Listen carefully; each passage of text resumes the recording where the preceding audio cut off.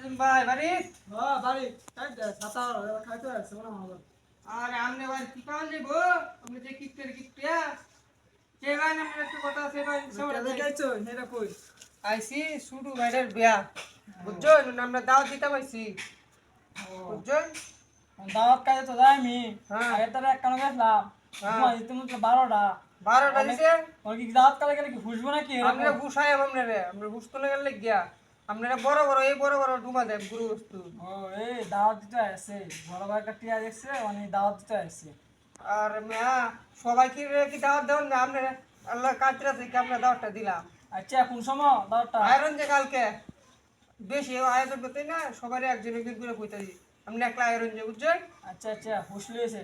তো বুঝবো যাই গা আমার তো আরো মানুষের দাওয়াত দেওয়ার লাগবো